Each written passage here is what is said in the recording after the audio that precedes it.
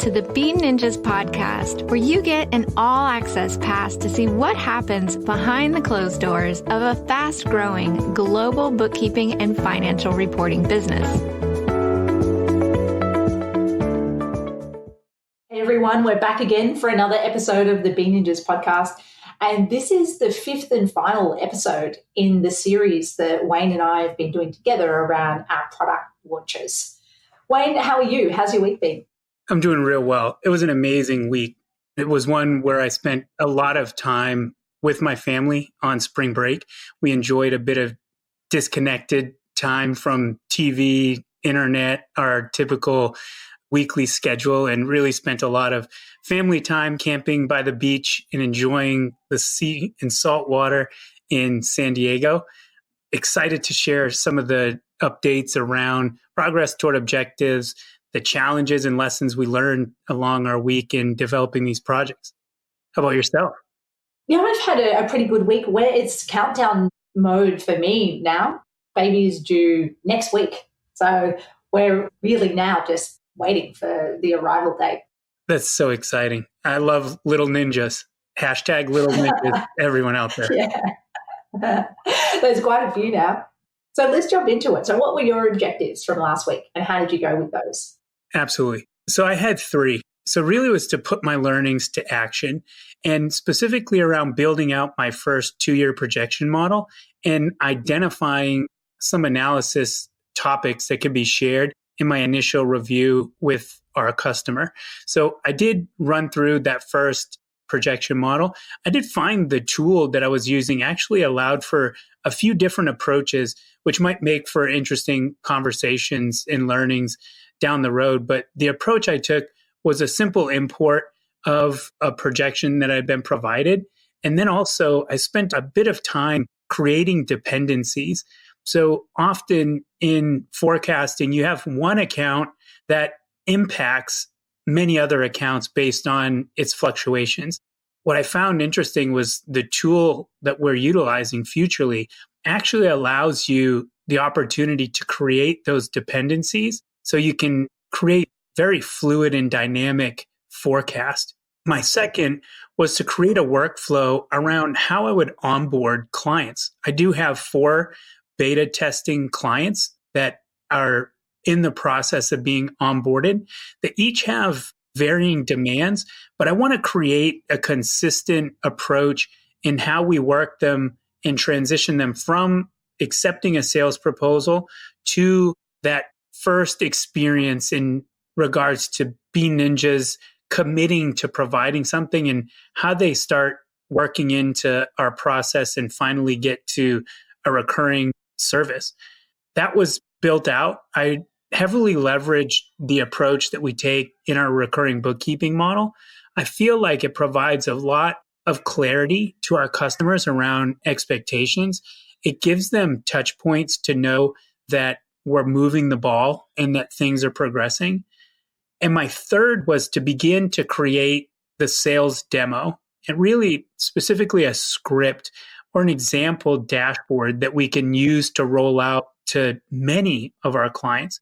This task has been started, but really I didn't put much effort into it as I spent a lot of time on my first objective. So I'm interested, Meryl, what's the progress been in terms of capturing some of the objectives you had set last week?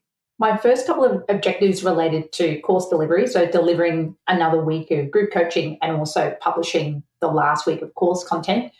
Both of those things have been done.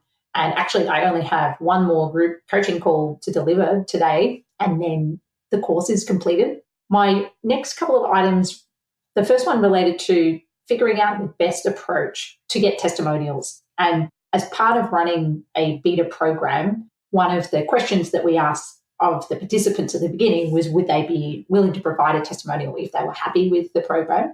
And everyone said yes, that they would if they were happy with the program, which I believe that they are, but I will try and get that documented. And video testimonials, I thought about it and I think they're going to be the best approach in this situation. So I've talked with other people who have done video testimonials. I had never done it before. And the suggestion was to jump on a Zoom call, a quick call, and then ask the questions that I wanted to cover it in the testimonial, record it, and then we could also turn that into written content later. if needed. The third item was to pull together all of the feedback that I've been receiving. So feedback from course participants. I've been writing notes and evaluating myself each week. So pull that together. And then lessons that I've been learning from talking with other people that have run courses and coaching, and put all of that together in one place. So I have compiled all of that. And that probably ties in to my challenge. I'm still trying to process all of the information from what I've learned in running this beta version of the course to translate that into what the next iteration of the course is going to look like. And I do feel like I've got information overload at the moment. And this was actually the situation I was in last year, 2018, where I was trying to create an epic course and ended up feeling overwhelmed and never finished it. And the way that I got myself comfortable in launching a course this year, as you would have heard on previous podcast episodes, was to break it into a smaller chunk and deliver the course only on a couple of specific units to address specific pain points. And I can feel myself going back into that feeling of overwhelm and trying to do too much and thinking about doing a 6-month program or a 12-month program because that's working for other entrepreneurs. And I think the way to get through this challenge is to continue documenting everything that I'm learning, thinking through it, but really I need to be a lot clearer about what my next objective is, and again, break it into small chunks and not tackle something that is too big for the next iteration of the course, because I want to keep with this consistency that's come from this challenge and create an improved version of the course, but not take on a too big a project that I can't finish. So Wayne, what about you? I think the big challenge that I faced in my creative time is trying to think ahead in identifying what a productized offering would look like around virtual CFO services. So the benefit of virtual CFO services comes with the advisory and the insights that are identified from having an understanding of interpreting numbers. So I struggled a bit around how to build something similar to what we're offering the recurring bookkeeping side, where it's a productized offering that we can leverage, disperse team members, and it's something that also relates, it's relevant, and it adds value across the board to nearly all industries and all clients. So I'm interested in your thoughts, Meryl, around building a productized offering and how you frame that in terms of delivering something that does become relevant and sellable to many.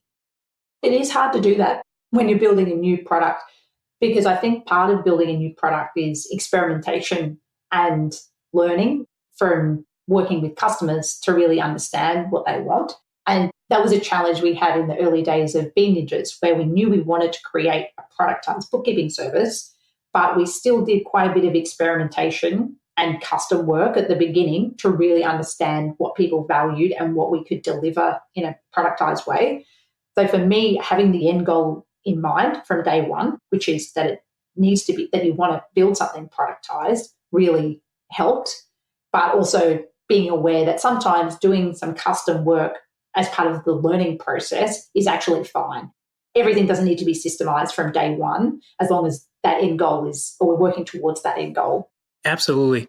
And I feel like there's certain areas where numbers become relevant to all businesses, but it is in drilling down and understanding exactly what people are most interested in, and then putting that in a perspective that becomes repeatable, that will be something that'll be in progress in the weeks ahead for me. And it kind of plays into my lessons learned and something we did talk about in prior weeks around listening to the beta customers and the feedback that we're receiving. But my lesson this week was really together each a teams more, the old adage that it's the acronym for the word team.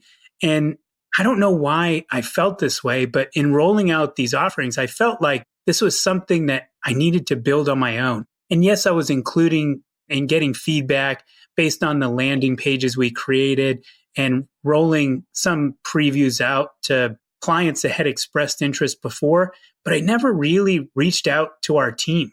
So we do have team members that have tremendous knowledge, skills, and experience in delivering similar type offerings for large multinational corporations. And I had two great conversations last week. One with an internal team member that will be supporting the rollout of this service offering. And then second with the implementation team at Futurely.